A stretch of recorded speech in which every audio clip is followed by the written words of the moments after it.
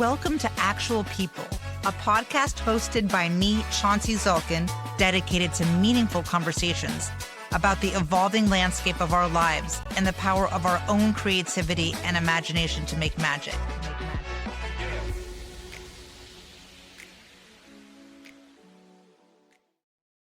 Today's guest is the co-founder of Executive Women's Networking Group, Chief.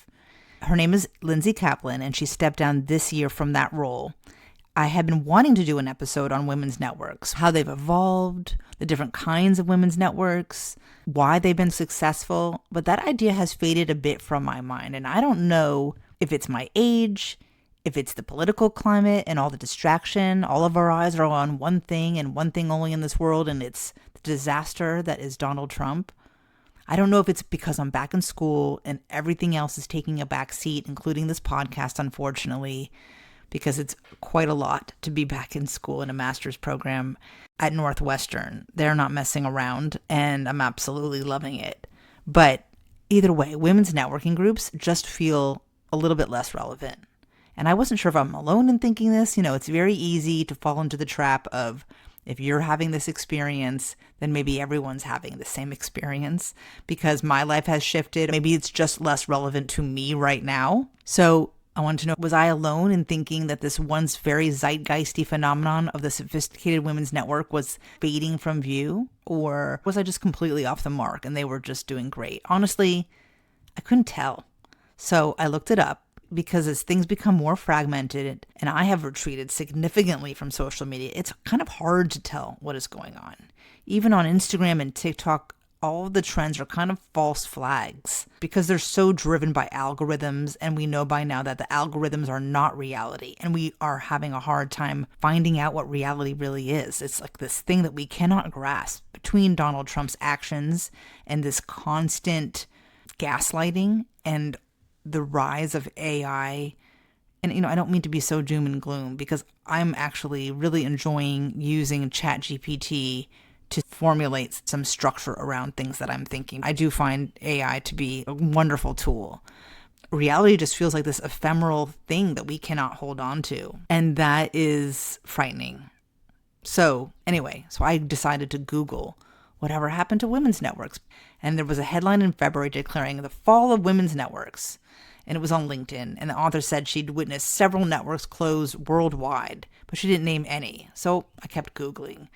And in 2024, Women Who Code shut down. And a lot of people were very upset about that for obvious reasons. And I looked up Dreamers and Doers, which was a networking group that was on my radar before I joined Chief. And I think Dreamers and Doers might have been the right one for me because it focuses on entrepreneurs. And it does seem to still be around. And then there's one in the UK called Albright, after Madeleine Albright, and it's co-owned by the now CEO of the Telegraph, or Telegraph Media Group. And they closed, citing underutilization of the space. It was a physical club. Now, stateside, there's another one that has cropped up, pointedly named Let It Break, which is a very compelling name. It turns away from work networking and focuses exclusively on New York and LA women 25 and over, and it urges women to unmask, unbehave, unfilter, undisguise, and unlearn. And all of these are very compelling, resonant suggestions. The co-founder is LeBron James's wife, and her partner was her former publicist turned close friend. But, arguably, LeBron James's wife is somewhat unrelatable because she's LeBron James's wife. And then I found an article GQ published about a year ago about how New York is full of members-only clubs again. And I was like, okay, I did not know that. It talks about the rise and fall and rise again of Soho House. See, I thought that was kind of like a dead model, but apparently not. I have been out of New York for 10 years. And I'm sitting here wearing, when I was doing this research, I was wearing a t-shirt that I slept in with the collar cut off that said, "You guys ready to rock and roll," with a cartoon of a minivan. I started opening more and more tabs about these private membership groups, people with extremely high net worths. And there was a picture of a woman wearing a red leather top that had been gathered into what looked like a napkin ring. And she had a matching handbag. And I'm just thinking about the juxtaposition of what she's wearing. And, I'm way out of my red leather top tucked into a napkin ring phase of my life. as a single mom. So it was just kind of funny to even look at this stuff. And what I felt from looking at all of it was exhaustion. Like, oh my God, the mountains and miles from the time when that would be something in my life are so vast at this juncture. And I just was like, I could never get to that place for 10 billion reasons. So anyway, are women's networks still relevant? I joined Chief back in 2022 because I'd been out of New York for a while and I was getting these VP jobs at startups, and I wanted to be in a network of people to maybe find a co-founder and start my own company. I wasn't interested in the corporate ladder. I was thinking maybe Chief can be this place where I can find a woman who's been outside of corporate culture who could work with me on some sort of project. And that didn't happen. It seemed really centered around climbing that ladder and taking care of your emotional health inside that corporate structure, which is just something I'm not cut out for. I never wanted to be in that structure in the first place. So being a member of Chief really drove that home for me. Everybody in the group was extremely kind, extremely supportive, really smart women. I really enjoyed it. Later, it came under some flack. There was a New York Times article because of some systemic embedded racism that people were feeling. And I'm not surprised by this. Unless you're doing a lot of work, it is very difficult to unpack the structural racism and look at all the intersectionalities. And, that is not work that they had maybe done. But all in all, just in a general sense, I found it to be a welcoming environment. For me, that was my personal experience. I didn't feel like I was completely one of them because I'm not very corporate, but I still felt people were very kind, whatever. Another reason I joined Chief is because I'd lived abroad and then I went and had babies and then I got a divorce and then I left New York and I wanted to just connect with people who were ambitious. I had left the nexus of ambition leaving New York, and so I wanted to have connection to other women who were making things happen because I felt like I still had that in me and wanted to stay connected to that. And I couldn't really do that in Raleigh, North Carolina. There's obviously a lot of incredibly smart people here, but it was just my flavor of entrepreneur and work was definitely a New York flavor. And I wanted to connect to that. But it sort of just drove home the point that I did not belong in these kinds of marketing roles, and which led me eventually to leave. And now I'm in a master's in mental health counseling degree program at Northwestern. I mean, who knew 2-3 years ago that I would be doing something like this? I absolutely did not know. All the vision boards and all the sending out letters and cold emailing people, all that, banging my head against a wall over and over. And eventually it just became very clear that I wanted to go into mental health counseling. But I did not know that at the time. So I credit Chief and that journey of being in Chief with realizing what I am and what I am not, and what I want and what I do not. And I thought it was a really well run organization and it was very friendly. I was delighted to have Lindsay come on the podcast to talk about her experience and what she was going to do next because she has stepped down from her role. She's a woman that I admire and think highly of. And so I was excited to talk to her. And this is probably going to be the last episode of season 2. And I'm going to work on launching season 3. I have a bunch of interviews in the pipeline that I want to share with you. And I also want to regroup around some of these mental health issues that I am confronting and digging into daily in my schooling.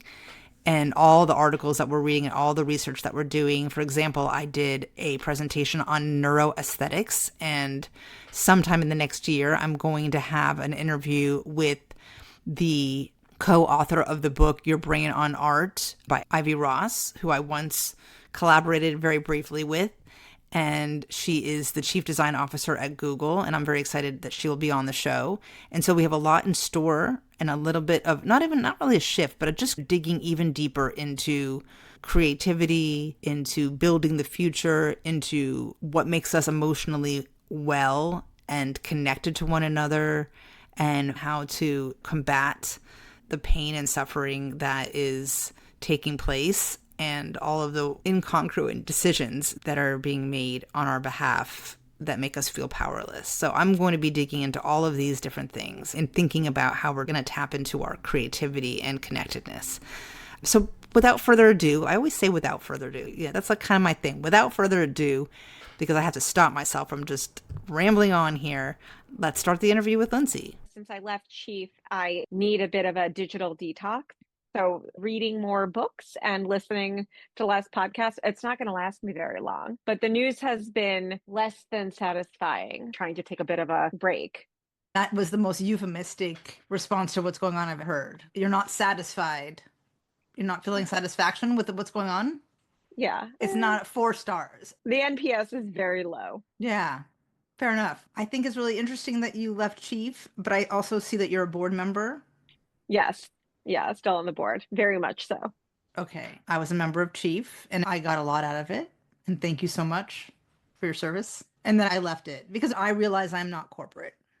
And I Ah. and it coincided with Chief, but it wasn't like, oh, Chief is bad. It's I realized this isn't the direction I want to go in. Yeah. That's an interesting finding because Chief has thousands of members. And on one hand, we want to make sure Chief can be there for all different types of women in their careers. And on the other side of it is what we do best is women in corporate. It's Build okay to for. decide Yeah. as an Well, I think organization what as an you're about. organization, I think if you're something for everybody, you struggle to be valuable to anyone. So we have been trying to hone in more on the woman in corporate, the executive in corporate. But I think there's certainly room over the next few years to figure out what that means for women who are leaving corporate and what role we can play in the future. Absolutely. Well, when I joined, I had gotten my first VP of marketing role, and I thought this is the direction I'm going to go in now. I came from advertising, I had my own business. And then I thought, okay, now I'm going into marketing, which is more corporate. Yeah. And I'm like, this is good. I can raise my family with this. I love business challenges. I actually Mm. really like business. But what I find is that this is about the time that we're living in. A lot of people are struggling and they're in some sort of transition in their career.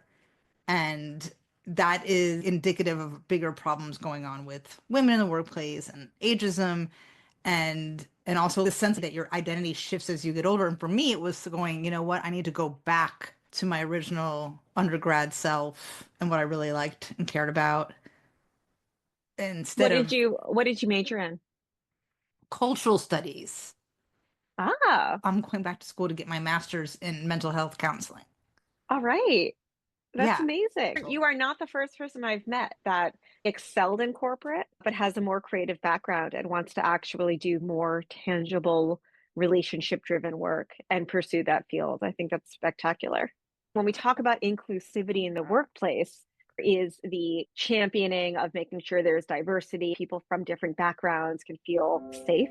But the psychological safety comes in when we talk about feeling I'm allowed to be comfortable here. I'm interested in what made you decide to do this. What do you see for your future? Yeah, big questions. So I'm a creative as well. I was an English creative writing major, minor in philosophy. I started in book publishing, went into magazines. There's a route that took shape there around storytelling and just finding ways to not just tell stories, but make sure that they are received. I've worked on Chief for 7 years with my co-founder, Carolyn, who I love and adore. And it is not that I grew tired. It is that I think after 7 years of telling that story and then 7 years of a company growing, I think what I found is it is almost like a journalist covering the same beat for 7 years. Yeah. I have so much passion for women in business. I have so much passion for this beat, but I need to now come out from under it. Every time somebody new started at Chief, I'd say, great, new blood. Bring me all your ideas. I want to hear it because when you sit in something for that long, it starts to become the normal. And I could feel myself, my creativity dulling a bit. And it's not because I didn't love it. It's just, although the challenges were always different and unique and changing day to day, the theme very much stayed the same. And so I think for the sake of being in love with this business, for being a stakeholder in the business and sitting on the board, what is best for both me and the community and the company is bringing in new leadership. We were so excited, Carolyn and I, to find this amazing CEO who is a Chief member, who understands what Chief is and the potential that is there to continue growing. But yeah, I think for me, it's about taking a break and finding a new beat to get back into what makes me intellectually driven and excited and passionate. And it's just 7 years. Grace, the 7 year itch. Did I make that up? It's the 7 year itch, and it was a Marilyn Monroe movie. It is about marriage. Don't tell my husband because we've been together for 15. But you're in 7 another years. 7 year cycle. I mean, it's not, I don't believe in like anything's like this. Yeah, I don't believe in like a Perfect spiritual, box, but astrological cycle. But at the time felt right. And I think also there's a regime change happening in America. I think Chief deserves somebody who has all of the energy. And after 7 years, I don't have the same amount of energy I had 7 years ago. I don't know if I would have left Chief if I didn't have the ability to continue to remain on the board and play a strategic role, frankly, because I love and am very devoted to the company that I built. But I'm excited to step out from the day to day. Carolyn, my co-founder, and I still talk daily. She moved 3 blocks away from me. So we are still tied at the hip and have such a wonderful, important relationship. So walk me through those first feelings that you had that maybe this was something you wanted to do. Speaking to that idea of transition or evolution, I don't mean to speak for you. I love it if you say, no, that's not true for me. But there's always like an uncomfortable place when you're getting I'll that tell you first what was itch. uncomfortable. The uncomfortable was I got shingles over the summer. I was so stressed out and exhausted. And I think this is not uncommon. I was out of commission for a month. I had never taken a break. I don't take breaks. I'll go on vacation and I'm still working. I've never taken off between jobs before. I roll from one job into another. It was the first time in my entire career I forced myself to take time off, to not check my email. And I had a very cold, hard realization that I needed a break and that I was working myself into a state of physical exhaustion. That was the moment for me. I don't know if I emotionally was ready to leave. And I had a conversation with Carolyn where she started to express just thoughts about maybe it was time as well. And so that kind of motivated both of us to have that conversation together. Your identity gets tied up in it. This was your big business that changed your life and gave you a Mhm. broader platform. I understand when you're talking about the 7 years, if you have a lot of intellectual energy, you need different outlets. You need new stimulation, especially if you're a writer and you're a creative person and you're interested in stories. You Yeah, can't I tell the mean, same story over and over again. the last project I did before I left Chief that I'm so proud of was we did a play on the Oregon Trail. We called it the Corporate Trail. It was an online video game. And each quarter you go through a series of challenges. And it very much feels like the Oregon Trail where you can burn out and die from corporate. I remember when we were testing it, my co-founder, Carolyn, burned out like on her first try on the game. And we both laughed Oh my because God, I have to play at it and this point, report back to you. yeah, at this point, we had the CEO search actively going, and only she and I knew. And it was so funny because she was like, I burned out. What does that mean? Like, what does it mean that I lost the game and I burned out before I could even get to Q3? And by the way, this is not a magic 8 ball. This is supposed to be a clever play on what a corporate feels like. Very much a terrifying, long slog of a exhausting career. It's very funny for us that she burned out that You feel quickly. that way. That's interesting. You started a women's network about corporate, and you could have done one with writers or people in the arts. But I was in corporate. I had that Right. VP role at Casper. Carolyn was a COO. And both of us felt like we had a second role. In addition to being the VP that I was at Casper, I had to play the role of good woman executive, right? I had to lead the women's group. I wanted to go on all of those. Hey, can we get coffee? Can I pick your brain? Hey, can you come Hmm. speak on a panel for women in business? I wanted to do all of that. But Yeah. that was a whole other list of things on my plate, and my plate was already full. She and I both felt like we have all of these connections, and yet we still have this stress that is unique to being a woman executive.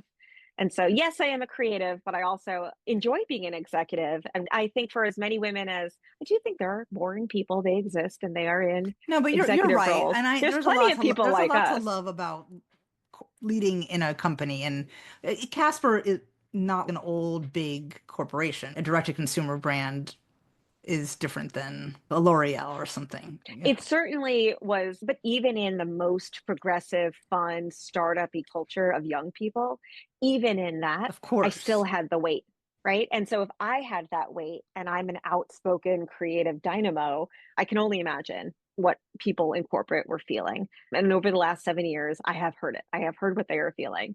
So I came into developing Chief with Carolyn with a lot of that privilege and was building it for people who didn't even have the privilege that I did sitting in that role in Casper. You know what I really liked about Chief is, and I was surprised by, I don't know what I was expecting, is that people were really nice. Mm, Nobody made you feel like they were more important than you. There was no feelings of subterfuge or at all. And I think that's interesting because sometimes in corporate environments, women can feel very competitive and zero sum game. yes. And that wasn't the feeling I got at Chief. And Thank then you. so when I originally wanted to speak to you, I want to do at least one episode on women's networking groups because there have been an evolution of different ones. I Hmm. can't remember. What's the name of the one that was in New York? The Wing. First, there was a Wing. I had just left New York and I was like, oh, I would have liked to have been a part of that. That sounds great. And then I heard about Chief. And then there was Dreamers and Doers. And there's a bunch of other ones. But what do you think about the fact that there's just been such a rise of groups? I mean, maybe also not just women's groups, people subordinating the value of social media and creating tailored groups that have to do with their interests to find community. What have you noticed about that evolution and what it means for culture? Um, Two things. The first is I think I am not the first person to say this, but there is a loneliness epidemic. And Chief truly started to take off and dramatically so during the pandemic when we were all alone and exhausted and locked up inside. And so there is, I think, quite an obvious need for community. We are becoming more isolated as Americans. Community has been commoditized, sadly. And so, we spend more and more time in our car, in our job, at home, dealing with our kids, going to bed, looking at social media. That is the routine for most Americans. We are becoming closed off. We are becoming less empathetic. So there is this want for community, and yet there is a level of empathy that is slowly just ebbing right now in American society that is really creating an inner conflict. There are many people who want the community, and the behaviors that it will take to overcome to actually find that community are getting more and more difficult. It is really easy to feel like you found community on your phone. You're really alone, but you think you're with people, but you're really alone. You're really alone. And so I think communities and women's communities are more important than ever. Chief was developed with the exclusivity, and that was always the challenge. How can an exclusive group feel inclusive?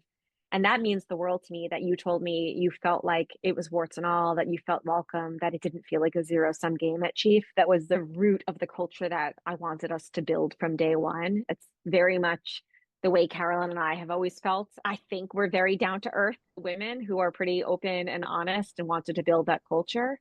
From my experience, it always has to come from the top of an organization. You set the tone. Set the tone. But we're also seeing that our members want more in person events, and yet we'll get 300 invites and 80 people show up. And so there is the want for community. And yet there is that, again, it is the falsehood of feeling like I signed up for the event, then the day Mhm. comes and I stay home. And yes, yes, Yes. shit comes up, kids get sick, the weather's bad. I don't But want to there go is across town. also, I'm tired. there's that though. There is that motivation that is getting harder and harder, especially as, every week that passes, we get older and older to overcome. Hmm. That stops us from continuing to give to the community. And it is reciprocal. In order to participate in community, you have to show up, you have to be there.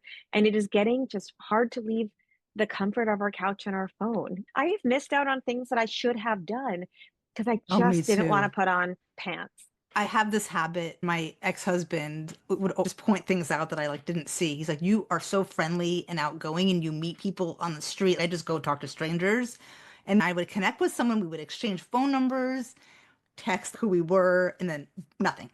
And then I would complain, I never hang out with people. You meet people all the time. I think that this is going to be a new friend, and then you just don't ever follow up.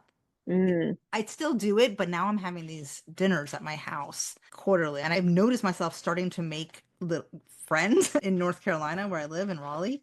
But it's easy for me to just be like, oh, it's almost like signing up. Like, oh, I signed up for that. I got that plan. I'm going to do that thing.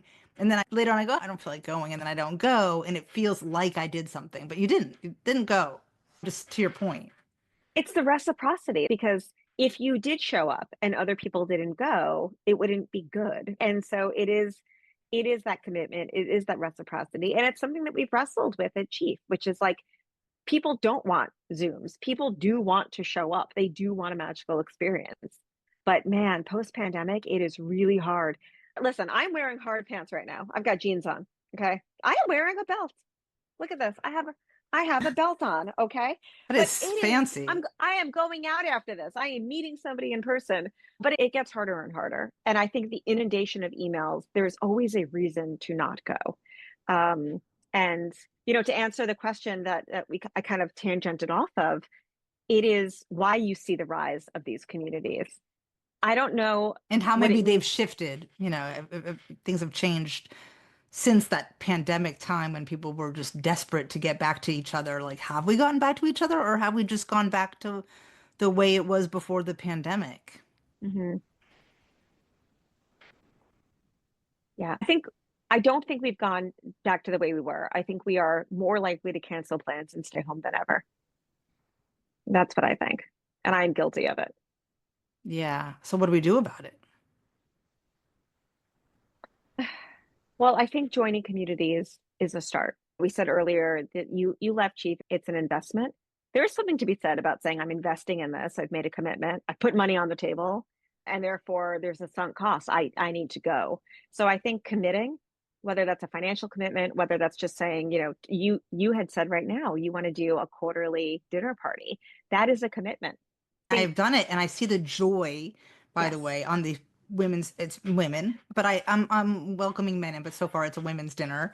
And it's only one person's been the same because I want different people to come in and I am thinking of like how they would, you know, gain from one another and learn, I thought, oh, these people would like each other and they just love it. I'm not Yeah. to toot my own horn. It's not like I'm making it wonderful. I'm cooking, but I'm like, they're thirsty for it. They're like, oh, Yes. like they Yeah, just but had the best listen, time. I think it is the age-old conflict of like, we know exercise is good for you, but you still got to get to the gym.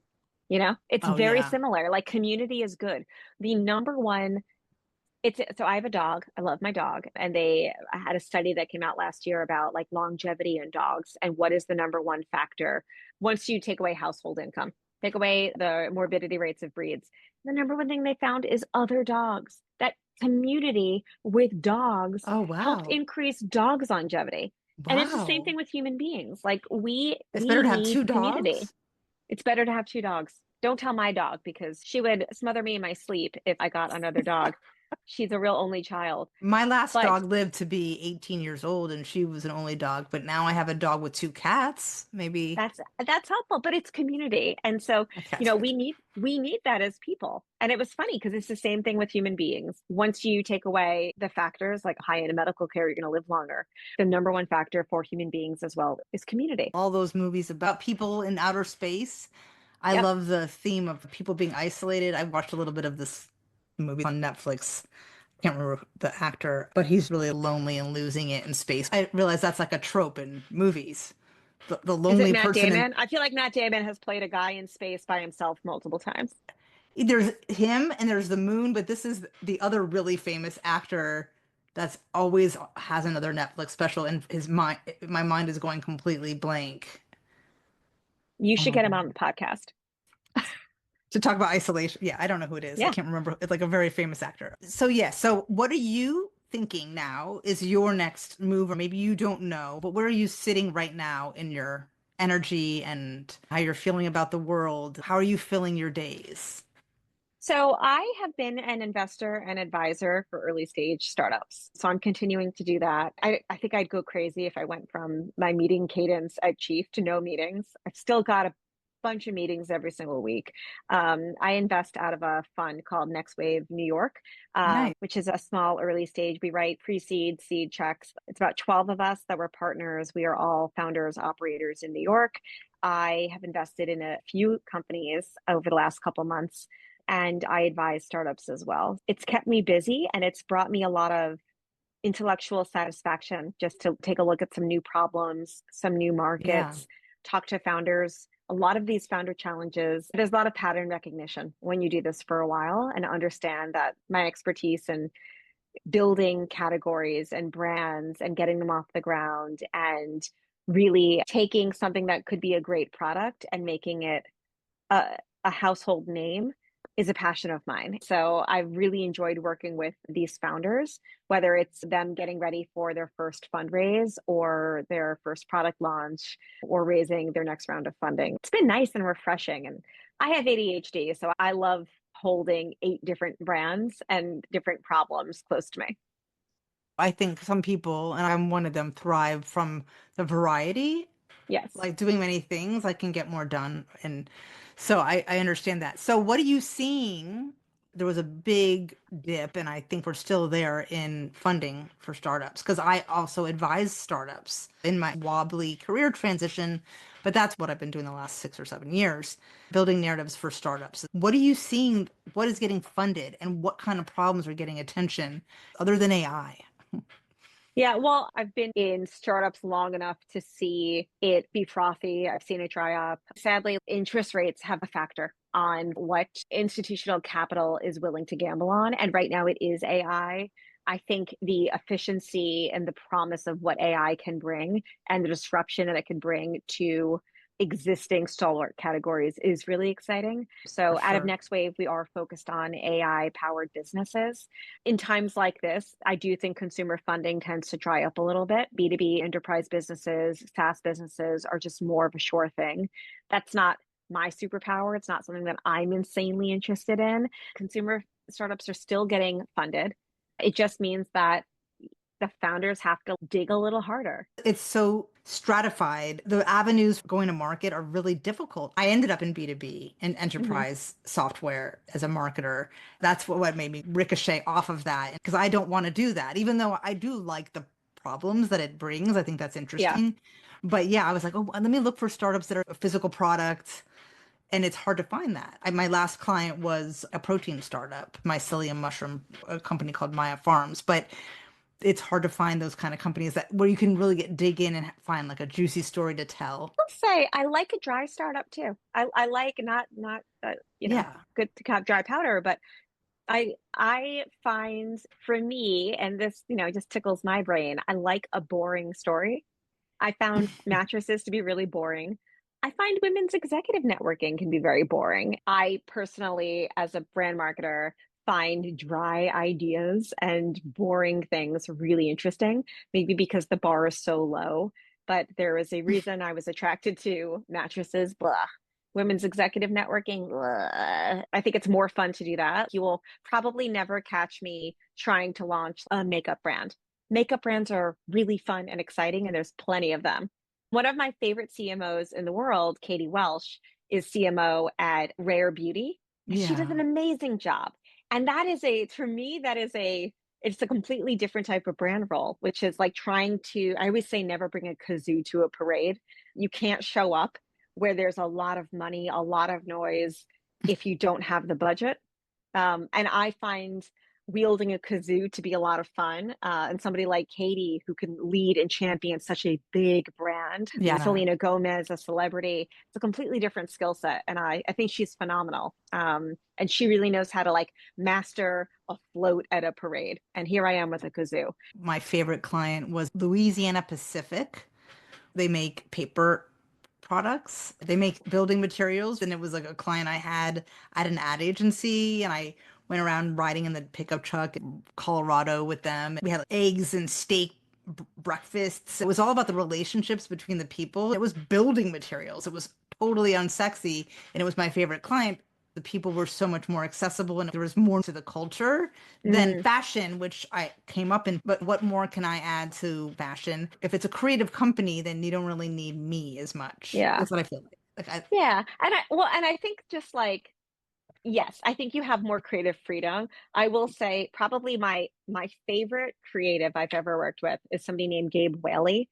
Mm, He went on to be CEO and founder of a bunch of crazies called Mischief, MSCHF. They do the most ridiculous, over the top sneakers and fashion. The level of creativity is so absurdly high. It is so inspiring. And so I just really encourage people who do brand, who do marketing, or light up around brand and marketing to find the folks that are doing the weirdest, most bizarre, crazy things. And not just a one-off, but that can consistently churn out really freaking good creative. Um, Yeah.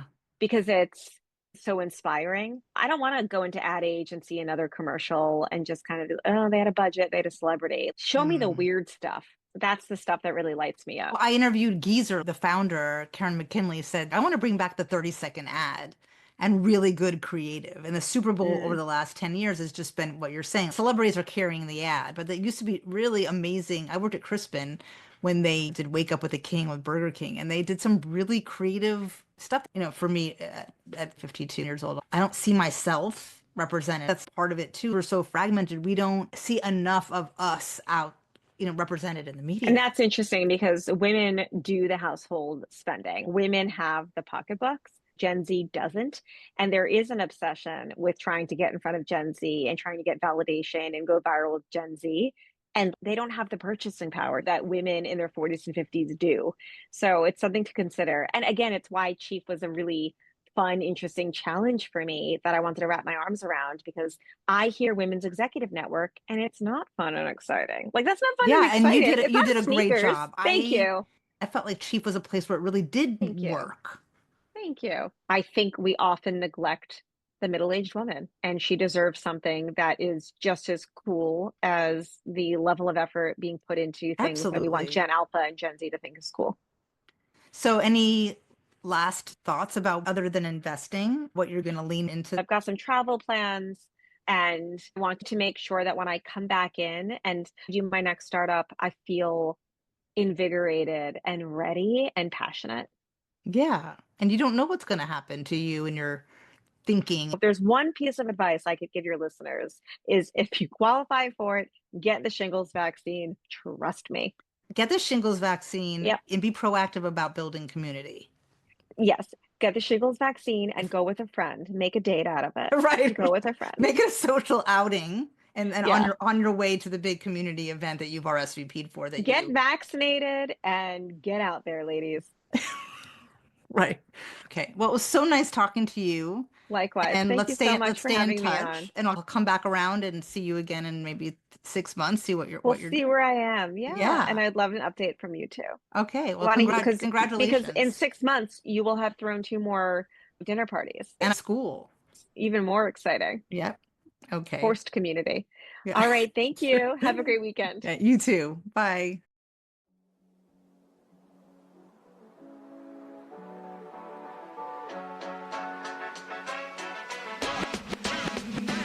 You've been listening to Actual People. This show is written, directed, and executive produced by me, your host, Chauncey Zalkin. Show sound designed by Eric Aaron. Click on the link below to subscribe so you don't miss a single episode. And don't forget to leave a review. I'll be sharing my favorites. You can find our socials and all links to deeper dives into these topics at chaunceyzalkin.com and on my Substack at chaunceyzalkin.substack.com. Actual People is available wherever you get your podcasts.